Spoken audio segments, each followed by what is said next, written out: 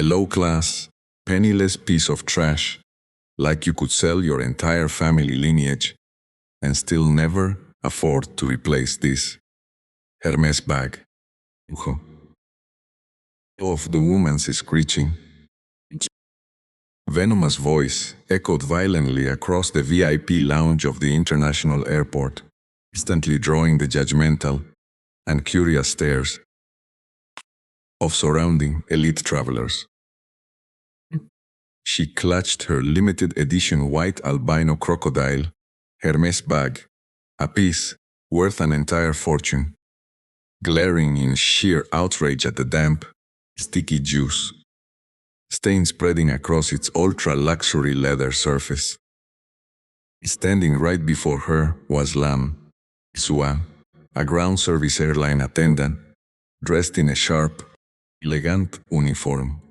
Her skin was slick with cold sweat, as she kept her head lowered in absolute silence. The wealthy woman violently snatched a glass of ice water remaining on the table and hurled it directly into Lam's face, causing her neatly pinned hair to collapse into a disheveled mess as freezing water dripped down her chin. The crowd began whispering, the mechanical clicks of smartphone cameras snapping away. Yet not a single soul stepped forward to intervene. Sagrada Familia. They merely looked down on her with the clinical disgust reserved for the lower social class. Lam did not cry, her hands clenching into tight fists at her sides as her dark eyes suddenly locked onto the woman with a chilling, unyielding intensity, quietly enduring this brutal class humiliation. But to understand why Lam just stood there, enduring the icy water dripping down her face without a single tear, we have to look back at her life over the last 5 years. Every day, while the city slept in comfort, Lam's alarm would pierce the silence at exactly 3 in the morning. She lived in a tiny, windowless studio apartment on the rough edge of the city, where the walls smelled of damp concrete and old paint. Her life was an endless, grueling loop of back-to-back shifts, working late into the night and rushing back before dawn. She spent those 5 long years taking the brunt of every angry, titled passenger, scrubbing food stains off lounge tables, familia, and handling the worst tasks that senior staff happily pushed onto her. Her fingers were rough from harsh industrial cleaning chemicals. Her ankles swelled daily from standing on the cold airport tiles for 12 hours straight. Yet, despite her exhaustion, Lam never complained, never threw a tantrum, and never demanded special treatment from anyone. Her co-workers mocked her behind her back, calling her a mindless workhorse with no ambition and nobody destined to clean up after others forever. They had absolutely no idea that this quiet, unassuming girl possessed a family lineage that could buy and sell the very ground they stood on. Lam had chosen this grueling path entirely by choice, hiding her true identity to build her character from the absolute bottom, proving she didn't need to lean on a silver spoon. But on this fateful afternoon, her 5-year experiment of humility was about to collide violently with the worst kind of elite arrogance. The timeline snaps right back to the suffocating heat of the VIP lounge. The crowd's judging eyes remain locked dead on her. The sound of sleek, Jet engines hummed smoothly in the background.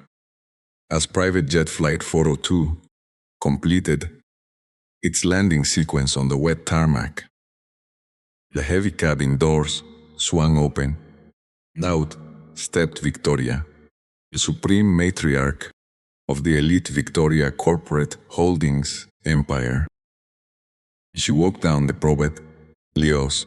She walked down the private stairs with an unbearable air of absolute authority, her sharp gaze scanning the surroundings as if she owned the very air she breathed. Every stride she took radiated extreme privilege, her high heels tapping rhythmically, demanding total submission from everyone in her vicinity.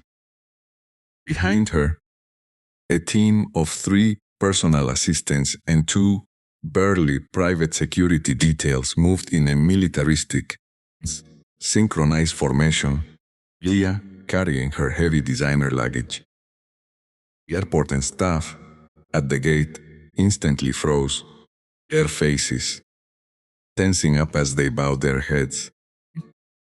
Fully aware of the immense political and financial leverage this single woman held over their company, Victoria didn't even look at them, entreating, seeing the human beings around her like completely invisible, relevant ghosts as she swept directly into the exclusive VIP lounge. She marched up to the main service desk where Lam was stationed, tossing her black platinum passport and diamond-encrusted ticket onto the counter with a careless, sharp flick of her wrist. "Get this processed immediately," Victoria snapped, her voice cold, dripping with an icy disdain that made the entire room feel instantly suffocating. Lam, maintaining her absolute professional composure, calmly checked the documentation, but noted a serious, unresolvable security red flag on the digital boarding system. "I deeply apologize, Madam, but your private flight clearance forms are missing the required international security authorization stamp from the ministry," Lam said politely. Victoria's eyes narrowed instantly into slits of sheer venom, Zidor Funxor, fingers tapping hard against the polished wooden counter as her wealthy entourage stepped forward menacingly. "Do you have any idea who I am, you ignorant little peasant?" Victoria growled, leaning over the counter, her face contorting into an ugly expression of pure, unchecked arrogance.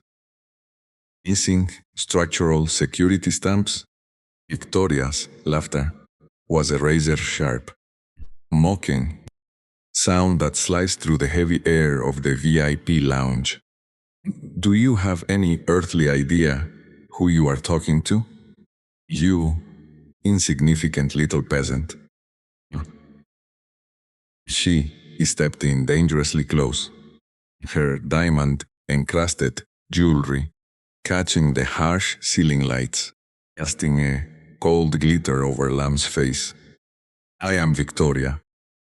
My family's holding company built the very tarmac your cheap shoes are standing on. I don't wait for stamps. Your entire executive board waits on me." Lam kept her chin steady, her voice flat and completely devoid of fear. "The International Aviation Safety Protocol requires a physical verification stamp for all non-scheduled private vessels. Adam, without it, the digital gate system remains completely locked. If I override it, the aircraft faces immediate grounding by federal customs." "Zagrela, how dare you talk back to me with your textbook garbage?" Victoria shrieked, her face twisting into an ugly, enormous mask of pure elitist rage. She violently snatched her pristine, limited edition white albino crocodile, Hermès, bag off the counter. In her blind fury, her sharp elbow slammed directly into a tall glass of dark berry juice sitting at the edge of the service desk. The glass tipped. Deep, staining purple liquid splashed across the air, raining down directly over the front of Victoria's ultra-luxury into one-of-a-kind designer bag. The VIP lounge went dead silent. You could hear a pin drop. Victoria looked down at the dark, stain ruining her multi-thousand-dollar asset. Her breath hitched. Her body shook with a terrifying, unhinged malice. Look what you did. Victoria roared. Her voice vibrating the glass panels of the lounge. You filthy, clumsy rat. You did this on purpose because you're jealous of what you can never have. Before Lamb could even breathe, Victoria lunged forward, her arms swinging in a wide, vicious arc. Slap. The sound of the strike cracked through the room. Lamb's head snapped to the side, her cheek instantly burning crimson as her hair spilled out of its neat pins. My bag costs more than your miserable life, Victoria screamed, pointing a manicured finger at the floor. Get down on your knees. Right now. Wipe my shoes and lick this juice off my bag, or I will personally ensure you and your pathetic family are thrown into a ditch. Oh. Victoria's screeching demands hung heavily in the air. Lamb did not move a single muscle to drop to her knees. Instead, the cold, dripping ground. Service attendant slowly reached down toward her left wrist, La Familia, her fingers pressing a hidden sequence on her aviation smartwatch, quietly activating the high-fidelity emergency audio recording system. Seeing Lamb's complete lack of compliance, the high-end VIP lounge manager, a man named Heiress, who wore a tailored suit and a slick, sycophantic smile, rushed into the scene, breathless and panicked. Madame Victoria, please calm your anger. I beg of you, Heiress whimpered. Bowing so low for his forehead nearly brushed the luxury counter, completely ignoring Lamb's bruised and swollen cheek. He then whipped around to face Lamb, his expression instantly shifting from a spineless servant to a ruthless, dictatorial oppressor. Sanoe, are you out of your mind? Lamb, do you want to destroy this entire airline? Get down on your knees this instant and clean the madam's shoes, or I will not only fire you on the spot, but I will make sure you spend the next 10 years of your life rotting in a federal prison for destroying priceless luxury property. The surrounding crowd of wealthy onlookers chuckled softly, nodding agreement in agreement, their faces filled with an icy, comfortable indifference to the blatant abuse of power happening right before their eyes. Lamb looked Harry straight in the eyes, her voice chillingly calm, sending an unexpected shiver down the manager's spine. The protocol for a spilled beverage is a maintenance cleanup call. Manager, forcing an employee to perform an act of physical humiliation violates every labor law in this country. Labor laws, Victoria barked, taking a step forward and thrusting her pointed finger directly into Lamb's face. People like me make the laws. You worthless roach. Your contract is nothing but toilet paper to my attorneys. Your Honor. Attorneys? Harris laughed nervously, wiping sweat from his forehead as he violently snatched a plastic security barrier to block Lamb in. You won't even have the money to pay a public defender. By the time Madame Victoria is done with you, drop to your knees right now. Or I'll have airport security drag you out in handcuffs. Okay?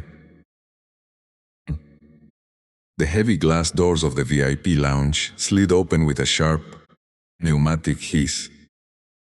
Rhythmic, heavy pounding of expensive Italian leather shoes echoed with absolute authority across the polished marble floor. A gossiping crowd instantly silenced, their heads turning in unison toward the entrance as a tall, posing, older man in a bespoke charcoal gray three-piece suit strode into the room, surrounded by a phalanx of 10 high-ranking federal aviation officials. Familia. It was Jonathan Vance, the global chairman of the International Aviation Alliance and the ultimate owner of the entire airport infrastructure. Victoria's venomous face instantly transformed into a tight, sycophantic grin as she recognized the billionaire tycoon, quickly smoothing down her stained dress and taking a fast step forward to intercept him. Chairman Vance. What a miraculous coincidence. Victoria chimed, her voice dripping with artificial sweetness, as she gestured wildly toward Lamb. You arrived just in time. This incompetent, low-class girl of yours deliberately ruined my limited edition Hermès bag and refused to follow basic airport security protocols. Demand her immediate termination and arrest. Harris, the spineless manager, practically threw himself to the ground, bowing repeatedly. Yes, Chairman Vance, I was just about to execute the termination paperwork myself to protect our elite clientele from this absolute trash. Chairman Vance did not look at Victoria. He did not look at Harris. His piercing gray eyes locked onto Lamb's bruised, water-soaked face, his expression hardening into a terrifying, icy fury that caused the room's temperature to plummet. He bypassed Victoria entirely, leaving her hand awkwardly frozen in midair, and walked straight toward the dripping ground service attendant. To the absolute horror and utter disbelief of every wealthy onlooker in the lounge, the multi-billionaire chairman stopped right in front of Lamb, closed his eyes, bowed his head a full 90 degrees. My deepest, most humble apologies, my lady. Jonathan Vance's booming voice vibrated through the silent room. We have arrived completely late to protect you from this uncultured filth. The words cut through the suffocating tension of the VIP lounge like a thunderclap. The wealthy travelers, who had just been whispering and smiling with comfortable amusement, froze entirely, their jaws literally dropping. Victoria's artificial smile completely dissolved, her eyes bulging out in sheer horror as she stared at the multi-billionaire chairman of the International Aviation Alliance.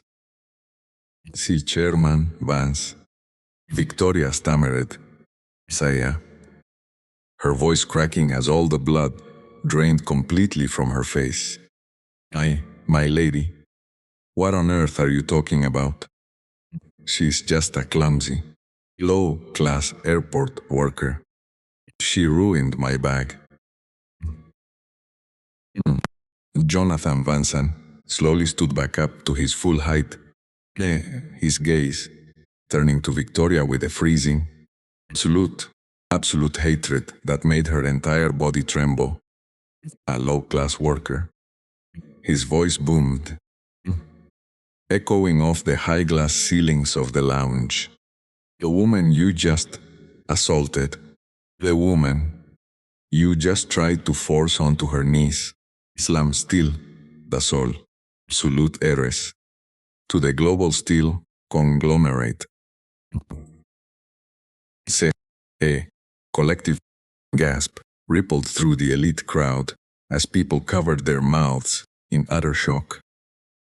The global steel conglomerate owns 60% of the shares of this entire international alliance, this airline, and the very ground this airport is built on.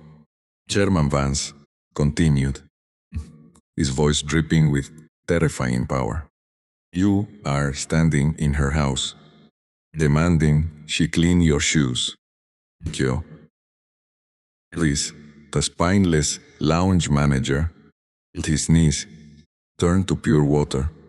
He collapsed heavily onto the floor, LA, clutching a luggage rack just to keep from fainting as his eyes rolled back in terror.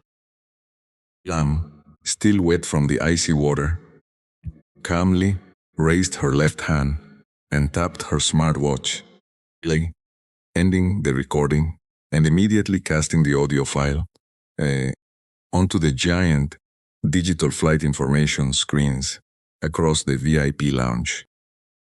So, a low-class, penniless piece of trash like you could sell your entire family lineage and still never afford to replace this Hermès bag. Get down on your knees. Right now.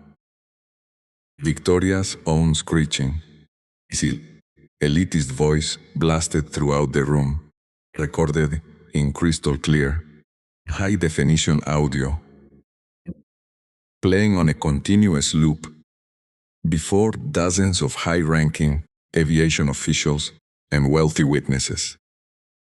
The silence in the lounge was total, broken only by the robotic, looped playback of Victoria's own venomous voice echoing from the terminal screens. Victoria staggered backward, in familia, her high heels catching on the plush carpet as she stared blindly at Jonathan Vance. Her hands shaking so violently, she dropped the stained Hermès bag onto the floor. This must be some kind of grotesque mistake, Victoria whispered, Sagrada Familia, her voice cracking as she looked around the room, desperately searching for an ally among the silent, terrified, elite onlookers. Chairman Vance, our families have done business for a decade. You cannot break our logistics contracts over a clumsy, low-class girl playing dress-up in an airline uniform. That low-class girl owns the corporate board that authorizes your shipping lines. Victoria, Chairman Vance replied, his voice completely flat, devoid of any human warmth. Effective immediately. Custodguarra. The International Aviation Alliance is terminating every commercial, transport and retail lease contract tied to Victoria Corporate Holdings worldwide. Victoria choked on her air. Osang, her chest heaving as the absolute reality of financial ruin began crashing down on her shoulders. Without the airport logistics networks, her global trade supply chains would completely collapse within 48 hours. Furthermore, Jonathan Vance turned his icy glare down toward the floor, where Heiress was still curled up, whimpering like a beaten dog. Manager Heiress, know your airport, security, clearance and operational licenses are permanently revoked. Inhomian, you will be escorted from this facility by federal marshals in 5 minutes. Facopros Hobro and that a corporate legal division is filing charges for systemic labor abuse, intimidation, and accessory to physical assault. No, please, Miss Steele. Merci. I was only trying to protect the VIP clientele. Heiress cried out. So, throwing himself forward to grasp at the hem of Lamb's wet trousers, his face smeared with sweat and tears of pure, esporate terror. Lamb stepped back out of his reach, her face showing an absolute, unmovable neutrality that was far more terrifying than anger. You didn't care about protection when you demanded I get down on my knees. Heiress, you only cared about bowing to the highest bidder. She turned her eyes to Victoria, who stood frozen, looking older and more broken by the second as federal security officers stepped into the lounge, their hands resting firmly on their utility belts. Take your stained bag and your broken pride, Victoria. Your private aircraft is officially grounded. Your elite flight status is blacklisted globally. And my corporate attorneys will meet you in federal court tomorrow morning. The heavy iron cuffs clicked sharply around Manager Harris's wrists. His sobbing, high-pitched pleas fading down the long, echoing marble terminal corridor as airport security dragged him away like a common criminal. Victoria stood alone in the center of the now vacant VIP sunken lounge, her fingers clawing weakly at the air as if she could pull back the billions of dollars in cancelled logistics contracts that had just vanished into thin air. Her knees buckled. She fell heavily onto the polished tiles, her face pale, staring blankly at her own ruined Hermès bag, which now lay crumpled in a pool of drying berry juice. Lamb still stood tall above her, completely untroubled by the water, still dripping from her uniform, expression as unyielding and cold as the steel empire she belonged to. You see, Victoria, Lamb said, her voice piercing through the heavy silence of the room, the luxury you wear like armor is nothing but a mask for a deeply hollow soul. Today, that mask has completely cracked. Kuro. The final, sharp glance of absolute indifference. Lamb turned on her heel and walked out through the automatic glass doors, leaving the broken elite matriarch to face the cold reality of her public ruin. Let's step back and look at the reality of this entire situation. When Victoria threw that glass of ice water and demanded physical humiliation, dozens of wealthy travelers stood there, in their meal holding their smartphone, watching the entire abuse unfold without saying a single word. Ombia, if Chairman Vance had never walked through those doors, if Lamb was truly just a regular, penniless airport worker with no billionaire family to save her. Delia. She would be sitting in a dark jail cell right now, her life completely destroyed by a wealthy woman's lie. So I must ask you, viewer, a very uncomfortable question. If you were standing in that VIP lounge today, watching a powerful elite treat a helpless worker like a piece of trash, would you have stepped forward to fight for justice? Or would you have stood there quietly with the rest of the crowd, capturing the humiliation on your phone, just to watch it go viral later? Lido, leave your honest thoughts in the comments down below. Because true justice shouldn't require a billionaire identity.